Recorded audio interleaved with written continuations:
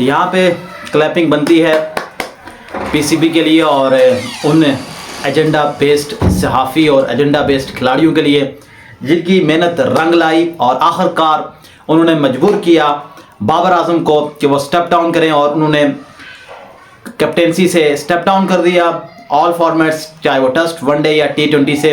तो एक दफ़ा फिर से क्लैपिंग बनती है तमाम सहाफ़ी, agenda based cricketers, ex cricketers और उसके साथ साथ हमारे चहीते पीसीबी के जितने भी लोग थे वहाँ पे, चाहे वो चेयरमैन हो या जितने भी हो, सब के लिए एक दफ़ा फिर से ज़ोरदार क्लैपिंग। आगे चल के हम इस हवाले से बात करते हैं। वीडियो को ज़रूर जो है वो लाइक कीजिएगा, शेयर कीजिएगा और सब्सक्राइब कीजिएगा। बहुत बेहतरीन सी बात और बड़ी इंपॉर्टेंट गुफ्तगू करने वाले हैं हम आज बाबर आजम की कैप्टनसी के हवाले से और पीसीबी के जो और ये तमाम जो चीज़ें एजेंडा चलाया जाता है इस हवाले से हम ज़रा हिस्ट्री को भी हाईलाइट यहाँ पे करेंगे। तो आगे चल के हम वीडियो पे इस पर बात करेंगे। वीडियो को ज़रूर लाइक कीजिएगा, सब्सक्राइब कीजिएगा चैनल को और शेयर ज़रूर कीजिएगा। अस्सलाम वालेकुम जी सामीन और हमारे जो नाजरीन हैं, क्या हाल, आप ठीक हैं? और अल्लाह ताला आपको अपने हिफ्ज़ अमान में रखे, जहाँ पे भी आप खुश रहें और दोस्तों में अपनी खुशियाँ बांटते रहें और ज़िंदगी को एंजॉय करते रहें। आज की जो वीडियो है वो स्पेशली जो है वो हम बाबर आजम के ऊपर लेके आए हैं और खुसूसन जो उनकी कैप्टनसी के हवाले से यहाँ पे बात हो रही थी, चर्चा थी और वर्ल्ड कप में से पहले ही, वर्ल्ड कप जो ही स्टार्ट हुआ 1-2 मैचेस के बाद यहाँ पे एक वावेला खड़ा कर दिया गया था बाबर आजम की कैप्टनसी के हवाले से और एक भरपूर एजेंडा चलाया गया था और वो एजेंडा आखिरकार सक्सेसफुल हुआ यहाँ पे उन लोगों के लिए जो लोग ये चाहते थे कि बाबर आजम को कैप्टनसी से किस तरह रिमूव करवाया जाए। थोड़ा सा हम बैकग्राउंड में जाएंगे पीसीबी के हवाले से कि पीसीबी की ये कोई नई बात नहीं रही है, ये कोई अचंभे की बात नहीं। और आप लोग जो नए लोग हैं उनके लिए शायद ये शॉकिंग हो कि जिन्होंने किसको कैप्टन बना दिया टेस्ट में। तो ये इससे बड़े बड़े ब्लंडर से जो है वो पीसीबी कर चुका है। बेशुमार कैप्टन ऐसे अनाउंस किए गए हैं कि बंदे की अकल दंग रह जाती थी कि भाई किसको कैप्टन बना दिया ये यहाँ पे। मैं ज़्यादा दूर नहीं जाऊंगा, मैं आपको रिसेंटली लेके जाऊंगा जब मिसबाह-उल-हक कैप्टन थे और 2015 के वर्ल्ड कप के बाद पाकिस्तान के पास खिलाड़ी ही नहीं था जिसको वो कैप्टन बनाए। कुछ नाम ज़ेरे गर्दिश ज़रूर थे कि इनको बना दिया जाए, इनको होने चाहिए कैप्टन, लेकिन आउट ऑफ द नो वे, यानी thinking out of the box हमेशा पीसीबी करती है और अजहर अली को वहाँ पर उन्होंने कैप्टन बना दिया था जिनकी वनडे टीम में जगह नहीं बनती थी और वो वनडे भी नहीं खेलते थे। तो ये कोई नई बात नहीं। और अभी जो उन्होंने एक ब्लंडर किया है, शान मसूद को उन्होंने टेस्ट का कैप्टन बना दिया और शान मसूद की जो एवरेज की बात होती है जी कि उनकी अपनी एवरेज 28 की है और जो है वो उनको कैप्टन बना दिया गया। तो ये कोई नई बात नहीं है। हमेशा पीसीबी उस खिलाड़ी को कैप्टन बना देता है जिसकी टीम में ही जगह नहीं बन रही होती। ये कोई नई बात है नहीं। हम शान मसूद पे ये नहीं कहेंगे कि शान मसूद बुरे खिलाड़ी हैं या शान मसूद को कैप्टन क्यों बना दिया गया या क्या है। अभी आपने उनको कैप्टन बना दिया, उसके बैकग्राउंड में क्या रीज़न है? उसके बैकग्राउंड में बहुत सारी रीज़न है, लेकिन एक रीज़न ये है कि जब आपका चेयरमैन जो होगा वो बिजनेसमैन होगा तो फिर जाहिर सी बात है, फिर वो शान मसूद जाहिर सी बात है वो बिजनेसमैन फैमिली से बिलोंग करते हैं और लिंक्स होते हैं। यहाँ पे पूरी एक गेमिंग की जाती है, एक एजेंडा चलाया जाता है, एक सियासत होती है यहाँ पे। मैं ये कोई हवा में बात नहीं कर रहा हूँ, ये फैक्ट्स के साथ बात है कि यहाँ पे पीसीबी का जो चेयरमैन है वही कैप्टन को तैनात करता है और साथ में कुछ लोग मिलजुल के एक एजेंडा चला के बनाया जाता है। जबकि स्किल्स के ऊपर कैप्टन यहाँ पे पाकिस्तान में बहुत ही कम बने हैं जिनके अंदर ये लीडरशिप की क्वालिटी हो कि ये बाद में जाके सर्व करेंगे। अगर आपको इतनी ही खारिश लगी हुई थी, इतनी ही तकलीफ थी कैप्टन बनाने की, तो मुझे ये बात बताएं कि आपका टेस्ट का वाइस कैप्टन कौन था? जो टेस्ट का वाइस कैप्टन था दुनिया की किसी और कंट्री में भी, दुनिया की कोई और कंट्री होती पाकिस्तान के अलावा, तो यकीनन जो टेस्ट का वाइस कैप्टन था वो आपका कैप्टन होता। रिसेंटली रिजवान थे, लेकिन रिजवान को रिमूव कर दिया गया था और सरफराज ने उनकी जगह ली थी। तो जो भी आपका बैकअप प्लान में था तो टेस्ट कैप्टन उसका बनना यहाँ पे, जो कि दुनिया की कोई और मैच्योर कंट्री होती, दुनिया की कोई और मैच्योर बोर्ड होता तो यकीनन वो टेस्ट कैप्टन बनता। और ऐसे ही T20 का भी वही कैप्टन बनता जो कि वाइस कैप्टन जिसको आप ग्रूम कर रहे थे। और मेरे नज़दीक जो वाइस कैप्टन था आपका, जो रूल्स हैं जो दुनिया की कंट्रीज जो है वो फॉलो करती हैं, वो वाइस कैप्टन को भी आगे प्रमोट करके कैप्टन बनाती है और वो शादाब खान थे आपके वाइस कैप्टन T20 में। और उसके बाद वनडे में भी आपके वाइस कैप्टन जो है वो शादाब खान थे। अभी वनडे का अनाउंसमेंट नहीं हुई है, लेकिन जो लग रहा है और जो होना है वो यही है कि वनडे में भी वही कैप्टन बनेगा जिसकी वनडे की टीम में जगह ही नहीं बनती, और वो भी शान मसूद ही होंगे जिनकी कहीं से भी वनडे में जगह नहीं बनती। आगे कैसी कैप्टनसी उन्होंने करनी है, क्या करना है, वो बात की बात है। लेकिन अभी अगर आप इस सिनेरियो को लेके देखें, इस वक्त देखें, तो एक भरपूर जो एजेंडा चलाया गया था बाबर आजम के खिलाफ कि बाबर आजम कैप्टनसी अच्छी नहीं करते, तो चले हम देख लेंगे कि जिनको आपने कैप्टन बनाया है वो कौन सी बहुत अच्छी कैप्टनसी कर लेंगे। शाहीन शाह अफरीदी की परफॉर्मेंस आपके सामने है इस वर्ल्ड कप में। अगर मैं समझूं कि इस मैच पे पाकिस्तान की टीम को पहुंचाने वाले थे वो बॉलर्स थे, चाहे वो शाहीन शाह हो, हारिस रऊफ हो या आपके स्पिन बॉलिंग डिपार्टमेंट हो।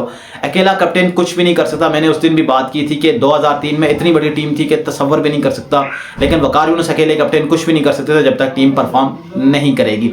ऐसे ही सेम सिनेरियो यहाँ पे भी था। हम ये नहीं कहते कि बाबर आजम जो है वो बहुत अच्छे कैप्टन थे, लेकिन अगर आपने ये डिसीजन लिया था तो आप थोड़ा सा उनको कैरी ऑन और कर सकते थे।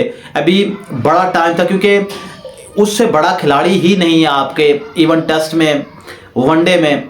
T20 की बात आप कर सकते थे कि चलो T20 में आप ये थिंकिंग कर सकते थे कि T20 की कैप्टनसी किसी और को दे दी जाए, लेकिन जाहिर सी बात है जब एक एजेंडा बेस्ड यहाँ पे सहाफ़ी, एजेंडा बेस्ड एक्स क्रिकेटर, वो यकीनन उनके दिल में जो आज लड्डू फूट रहे होंगे, क्योंकि कल रिज़ाइन दे दिया था और कल ही फिर अनाउंस कर दिया था इन्होंने।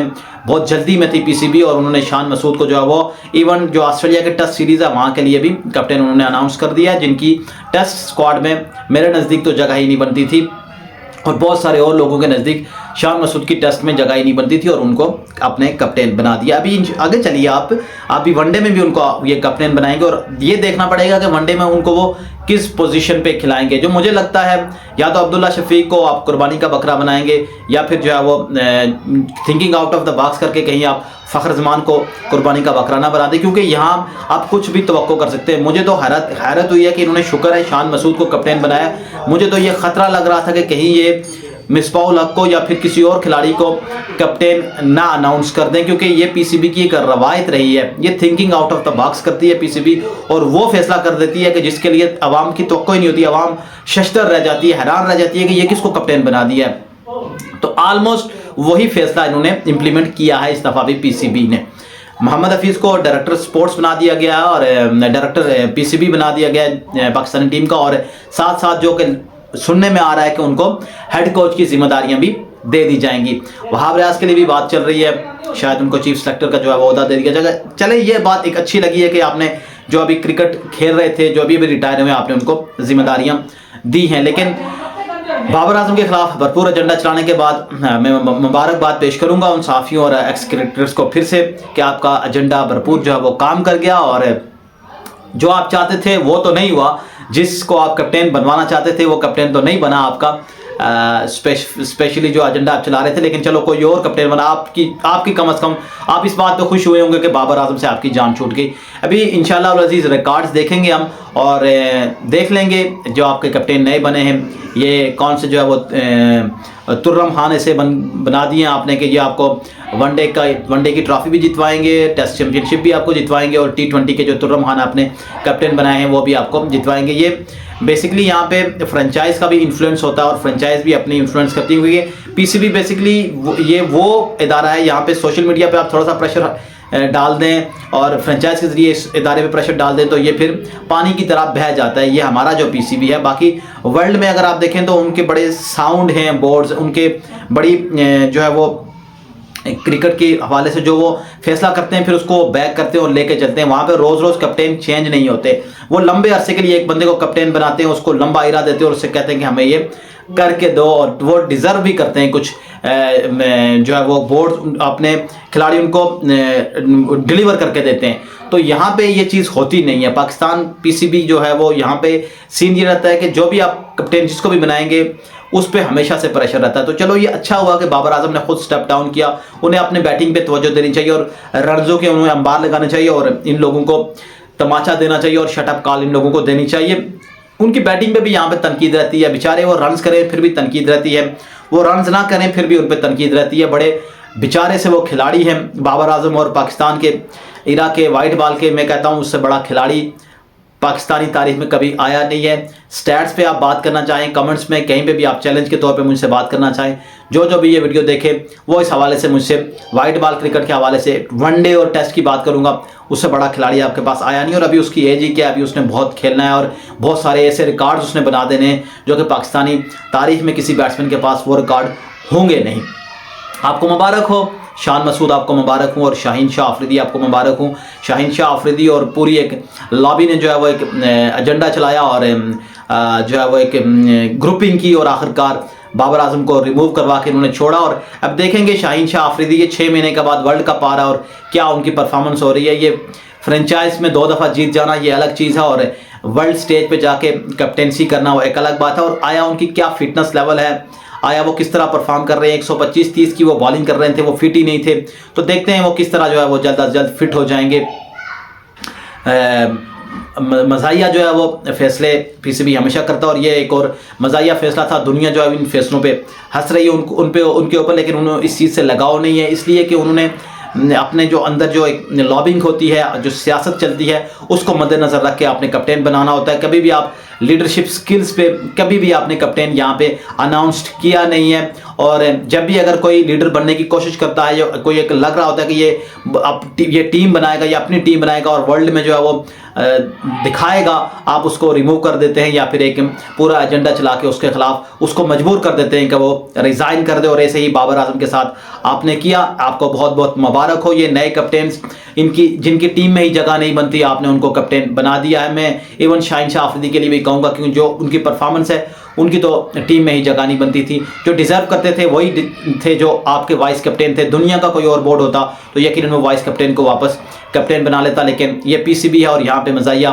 और तफरीह की फिल्में और एक जो है वो मज़ाहिया प्रोग्राम हमेशा पीसीबी में चलता रहता है। अभी आप लोगों से हम इजाज़त चाहते हैं। हम बाबर आजम को हमेशा से सपोर्ट करते रहे, और हम इस चैनल पे बाबर आजम के साथ हम स्टैंड करेंगे। एज अ बैट्समैन अब वो खेलेंगे तो हम उनके खेल से हमेशा से महसूस होते रहते थे।